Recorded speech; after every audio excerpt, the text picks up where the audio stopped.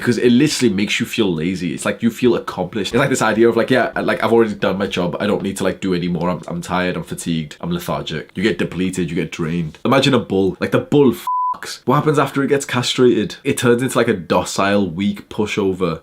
You're castrating yourself. It's the exact same thing. Like when an animal gets castrated, think about any animal right now, any pet or anything. When it gets castrated, its balls gets chopped off. It stops its production of testosterone. It stops its ability to have sex and to reproduce. It turns into like a docile animal. It turns into just a weak pushover, feminine version of what it was. That's what you're doing to yourself. You are castrating yourself. If you have potential, which you hopefully do if you're watching my videos, but most men do have potential. That's the thing. Even if you're like an average Jeffrey, the thing is, most men have potential. The issue is that most men don't put in the work to achieve that potential because you don't need to. Because our potential is supposed to be used to eventually attract the mates that we can sleep with, that we can reproduce with. But what if you fooled your mind and your body to already think that you've been reproducing like every day, 3 times a day since you were like 13 years old? And the way that it seems to mess up your mind with the dopamine receptors, I don't know the science shit, okay, I'll tell you the truth. But the way that I understand it is that we have only a limited amount of energy and sort of like feel good hormone in us. We want to get that feel good hormone from something productive, from doing our work. When you hyper trigger this feel good hormone, this dopamine hormone, there's like less of it available to motivate you to then do that hard work. It's the simple concept of like doing a bunch of easy stuff makes the hard stuff harder, even though it stayed exactly the same. The first workout after a long time off always feels harder than like the 70th workout when you've been going consistently. You're just in the flow of things. It doesn't feel exactly hard anymore. And I'm not gonna lie, fapping, watching porn, it fully gives you like the personality of a loser. Like you literally feel like a loser. Like there was this dynamic that I would always experience when I used to go out to nightclubs and parties. And obviously everyone's lying if they say that they go to those places to not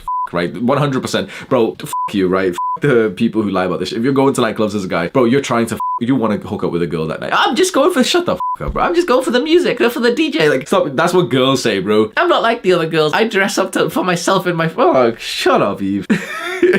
So I'd go out to the club, obviously hoping to hook up with a girl that day. You know, I'd flirt with some girls. Oftentimes I would make out with them and everything. But sometimes, like a fair amount of times, maybe 50%, maybe even more, you go to the club and you want to come back with a girl. You're horny. It's 3 a.m. You really, really wanted to like have sex tonight. You remember speaking to a bunch of girls. You had this sense of uncomfortability when you saw that a girl that you had spoken to was like leaving the club with a guy. So what do you do now? Well, of course, you know, the last call on Tinder, maybe it's 3 a.m., 4 a.m., you know, see if any girls are active on there and maybe message a few girls on Instagram, depending on how desperate you are. But eventually you end up checking off. And the exact same dynamic happens to a guy who, for example, like, you know, sees a pretty girl on Instagram, he messages her, she doesn't reply, and he ends up like jacking off to her pictures. Like, think about what that's sending in your mind. Like, if she doesn't want me, I'll just myself to her pictures. You like fully just think, like, picture this in your mind of like, you know, all the guys have been out tonight to try and get a girl. Some of the guys pull, you know, some like tall chads or whatever, they end up taking the girl home, and it's all these like fucking little loser guys who come home, dark fucking crusty room, and they like touch themselves instead because they didn't manage to like get the success tonight. Do you want your personality to get closer to those type of guys? Because I'm not gonna lie, bro, that's